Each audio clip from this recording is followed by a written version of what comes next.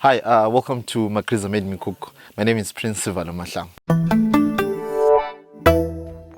Okay, so I'm one person who's passionate about traveling. I know food comes first. Food is my first love, but I love traveling, and I've been fortunate enough to see places beyond our borders here in Zimbabwe. So when traveling, using airlines, one thing that caught my attention while I was traveling is the lack of African food in our airlines. So the same also applies in buses. If you look at international buses moving from one country to the other, be it from Gaborone to Johannesburg, Gaborone to Luanda, there is the unavailability of African food.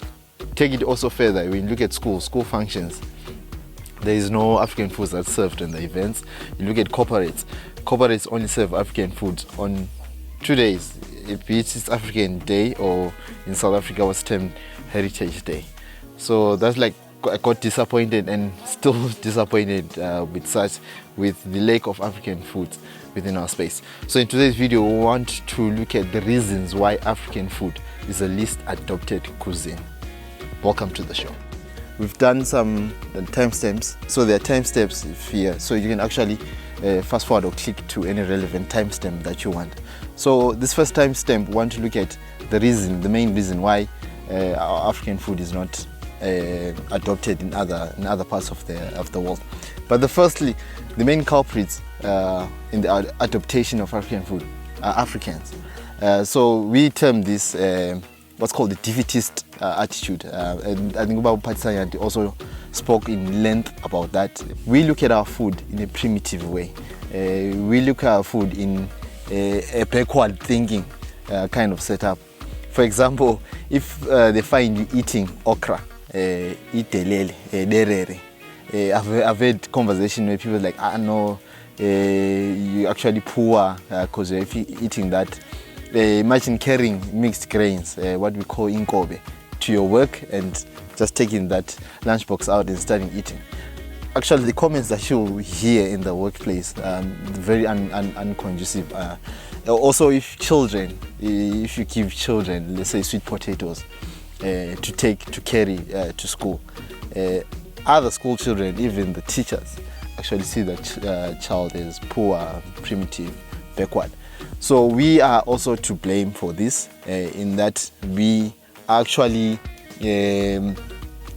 promoting this narrative that our food is backward, our food is primitive. Okay, on the other hand, however, we also need to look at issues of colonialism and slavery, which had an impact on the negative perception of African food and the adoption of other cultures' cuisine. Like, for example, in Zimbabwe, English food is dominant, and so is French food in other Francophone countries like Mali and Senegal. The reasons behind this is you find that Africans generally have been seen as less than human, and then obviously our food has also been looked down upon. So colonizers appropriated local foods but also attacked local food tradition and system. So today, in most people's eyes, European food is still largely perceived as a superior cuisine, and most culinary schools here in Zimbabwe and also the rest of Africa, they offer European food as their main curriculum. So in the context of Africa, you can see that food was used in a subtle way as a form of colonizing any group of people. So when you take out that food element from the people, actually taking their culture, who they, their spirituality and so on. So going forward, food should have been the first chapter of any revolutionary movement towards decolonization or slavery. With that word decolonization being a hub topic now in academics.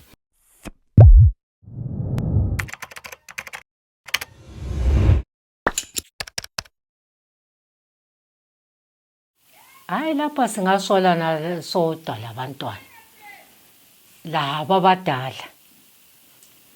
abadala sesathatheka ngokudla kwabemzini, kodwa ingcosana yabantu anti basakupheka ukudla kwesintu. Khathesi ungapheka ukudla kwesintu bayakhangela so ukuthi kuyini khonokho. Uzosebe kubuza imibuzo, kwenzelwani, kuphekelwani, kudliwa njani.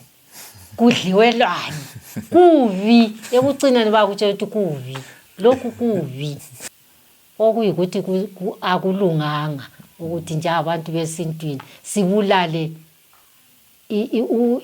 imvelo yethu ukuthi sizazi ukuthi thina savela ngaphi yikho lapho esalahleka khona lathi njengabadala mina besibili besithi ngakuthiwa siyabuyela labantwana bethu basizwisise yikuthi abasazwisisi lina lisazwisisi khathesi hayi.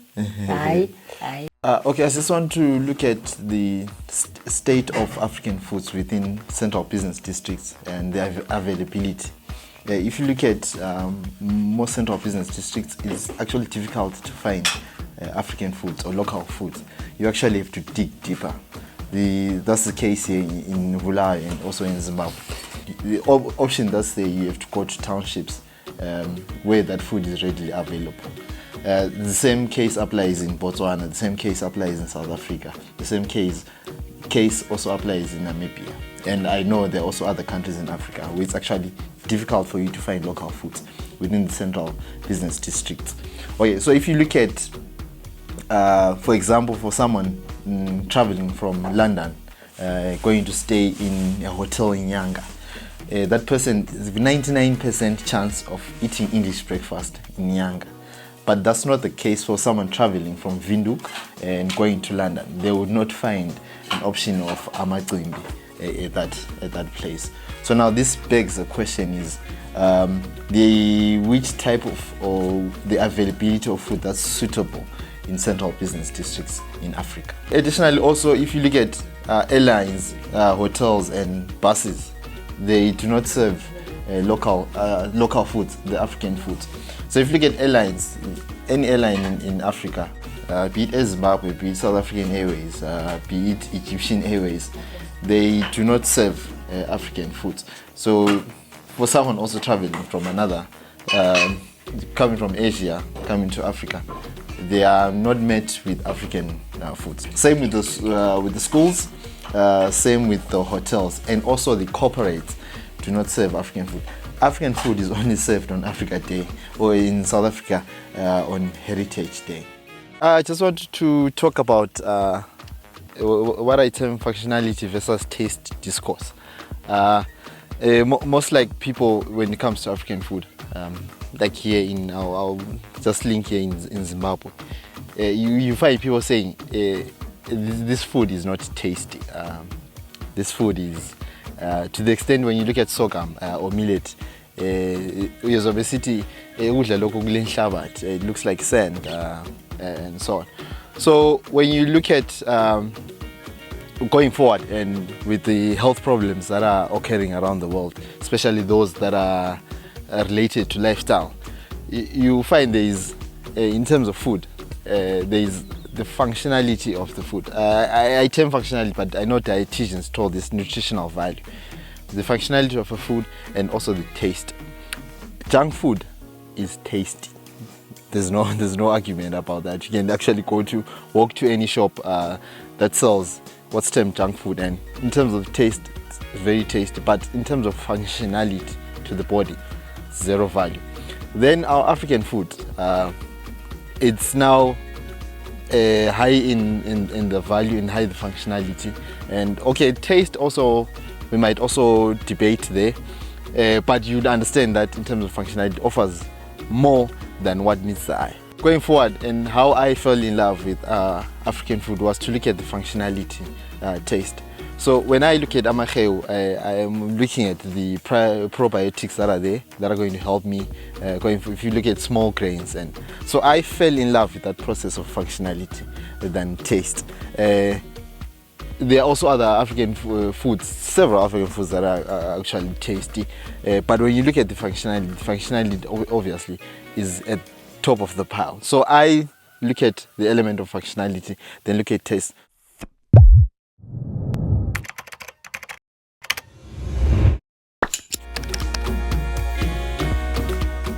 At the conclusion of this video, I just want to blatantly answer that question of why our African food is the least adopted cuisine.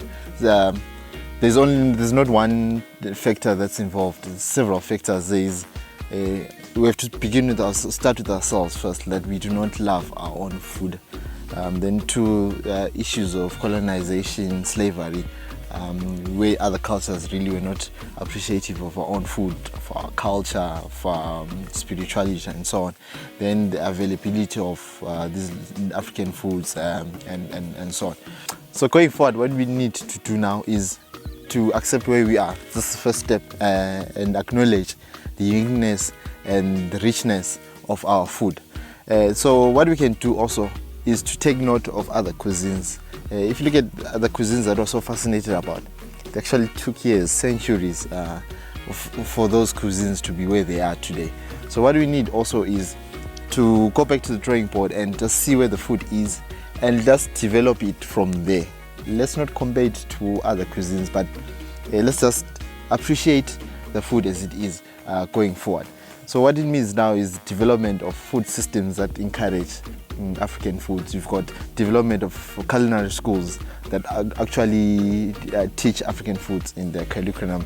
We've got also issues on our side where we normalize eating African foods. And remember, it has to start with you.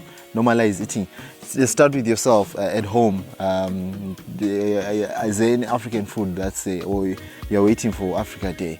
So these are the factors that we need to consider, like going forward, and also looking at the commercialization of African food. How can we get African food to be in the stores, and not where you have to scratch your head to find. So what it means, we also need entrepreneurs that would now channel the soul of African foods within spaces that we don't find these foods. So Africa needs a new system, and Africa needs a new food system that is developed by Africans themselves, that channels African food, that channels African culture, that channels African food terminology. Lastly, it's not easy for us to return to these indigenous methods, but it's the only healthy option left for us. So thank you for watching. My name is Prince Valo Mahlang. I'll catch you on the next one. Remember, keep the love, keep the wound. Togoz, Tamago, Leseti. Peace.